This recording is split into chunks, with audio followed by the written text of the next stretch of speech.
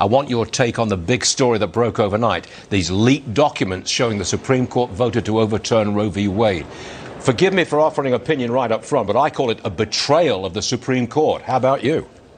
Well, Stuart, you're exactly right. Good morning. It's good to be with you. I got to say, last night when the news broke of a leaked draft opinion, I was flabbergasted. It is truly stunning. In over 2 centuries of our nation's history, this has never happened. And this is as corrosive, as destructive to the Supreme Court as we've ever seen. What it means is that there was some angry left-wing law clerk who breached the trust to his or her justice, who breached the trust to the Supreme Court, who breached the trust to the American people, and took a first draft of an opinion and decided to leak it to everyone. This is the consequence of the Democrats' rabidly partisan effort to undermine the court, to attack the court. This is part and parcel of Chuck Schumer standing on the steps of the court and threatening the justices, saying you will reap the whirlwind. This is part and parcel of the effort by Democrats to pack the Supreme Court. And this is part and parcel of the effort of Democrats, partisan Democrats, to try to tarnish and attack Justice Clarence Thomas in particular. Yeah. They're smearing him. And I got to say, Democrats have a lot to answer for the destruction that this wreaks in the court, because it will carry on potentially forever, limiting the ability of the justices to do their solemn constitutional responsibility. It really is an outrage. It gives the Democrats and the president a chance to change the subject for the midterm elections. Surely this leak is going to have a big impact on the midterms. How do you think it will go?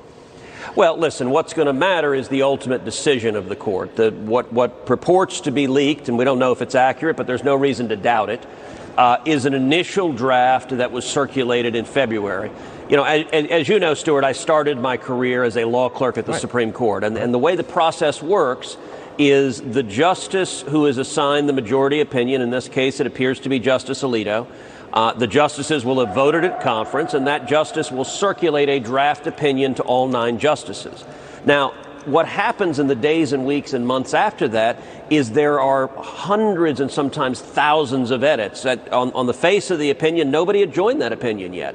So every justice has to read it, decide if they agree with it, and there are negotiations back and forth. Can you change this paragraph? Can you delete this? Can you add this footnote? Can you take it out? At the same time, the dissenting justices are working on their dissents, which they will circulate, and it goes back and forth and back and forth. So whatever the court decides, it's not going to be exactly what's in this opinion. But the reason it was leaked is some left-wing, presumably law clerk, wanted to put political pressure on the 5 justices that presumably are in the majority right now. They wanted to put heat, and they wanted to invoke politics to try to get them to change their vote. And by the way, if that left-wing law clerk succeeds, it will be the most grotesque politicization of the Supreme Court in the history of our nation. You mentioned an FBI investigation. I hope there is a serious one, and I hope whoever is responsible for this not only is fired instantly, but is prosecuted and serves real jail time for violating the confidences of the Supreme Court. Quickly to